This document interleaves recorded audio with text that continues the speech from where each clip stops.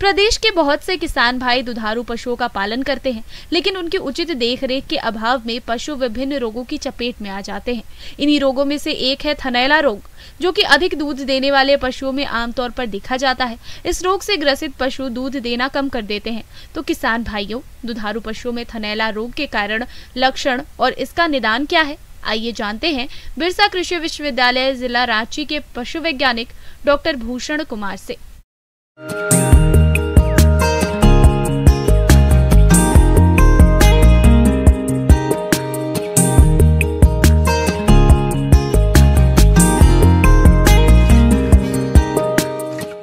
नमस्कार पशुपालक भाइयों, आज हम बात करेंगे थनैली के बारे में, जिसे कि मैस्टाइटिस भी कहा जाता है। किसान भाइयों, आइए सबसे पहले ये जान लें कि थनैला रोग आखिर है क्या। इस रोग के कारण पशुओं के थनों में सूजन आ जाती है और साथ ही रोग की तीव्रता होने पर पशुओं के थनों से दूध दोहते समय दही के जैसे छिचड़े और कभी कभी तो खून भी आने लगता है और पशु का दूध दोहते समय उसे काफी दर्द होता है, जिसके कारण वो आसानी से दूध नहीं दोहने देता। ये बीमारी का जो प्रमुख लक्षण है उसमें है कि हम जो दुधारू पशुओं के जो थन है, थन में की शुरुआत में थन में सूजन आ जाती है, उसमें गर्माहट रहती है और बाद में क्या होता है कि ये थन लकड़ी की तरह कड़ी हो जाती है अगर इसका इलाज नहीं किया जाए तो ये। और इस स्थिति में क्या होता है कि हमारे दुधारू पशु का जो उत्पादन है वो घट जाएगा, पशु क्या होता है, पशु अशांत हो जाएगी, खाना पीना भी खान पान उससे कम हो जाएगा। इस स्थिति में क्या होता है, हमारे जो क्या होता है पशु का जो उत्पादन है बहुत भारी कमी आ जाती है और इसमें इसके लक्षण दूध में भी देखने को मिलता है।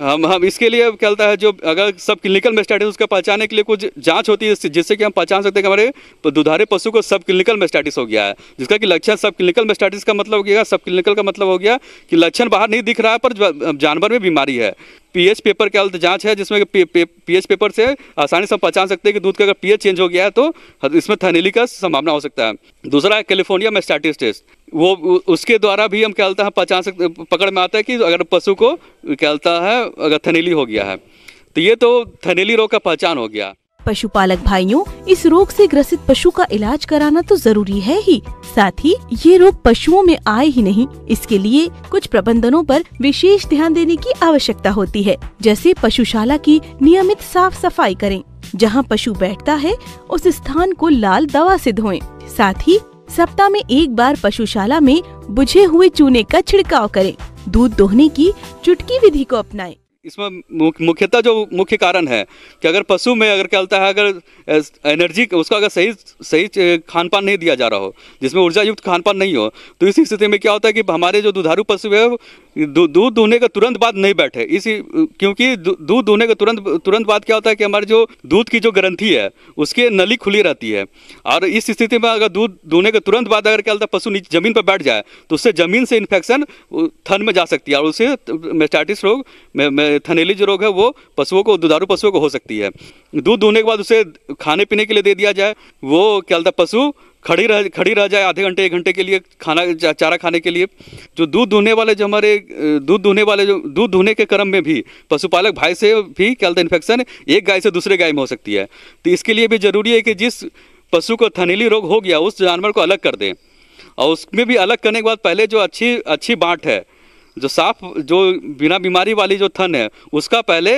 पहले दूध निकाल ले और उसके बाद है कि जो बीमारी वाली दूध है उसको निकाले अलग बर्तन में। तो इसके लिए चाहिए कि पशुपालक भाई पोटासियम परमैंगनेट 0.5% घोल, पोटासियम परमैंगनेट का घोल का इस्तेमाल करें अपने हाथों को धोने के लिए भी और पशु के थन को भी धोने के लिए, जिससे कि थन में साफ सफाई बनी रहे। पशुपालक भी अपना साफ सफाई का ध्यान रखे क्योंकि उनसे ये बीमारी बहुत ज़्यादा फैलती है। और इसके बाद है कि अगर थनैली रोग हो जाए तो उसका उपाय क्या है, तो उसका उपाय ये है कि इस स्थिति में हमें थन में इंट्रामेमरी इंजेक्शन एंटीबायोटिक बहुत सारी आजकल मार्केट में उपलब्ध है जिससे कि लगाया जाता है। पशुपालक भाई अपने से उसका इलाज ना करें, नहीं तो वो बीमारी और भी गंभीर रूप ले सकती है। इसके लिए जरूरी है कि वो अपने नज़दीक के जो भी पशु चिकित्सक उनसे संपर्क करें और इसका उचित और समुचित इलाज करवाएं। थनैली रोग का जब इलाज किया जाए और जब उसे इंट्रामेमरी यानी कि और भी दूसरे माध्यम से अगर एंटीबायोटिक दिया जा रहा है पशु को, दुधारू पशु को, तो ये जरूरी है कि उस दूध को कम से कम 48 से 72 घंटा तक डिस्कार्ड किया जाए और जो थनैली रोग का जो दूध है उसको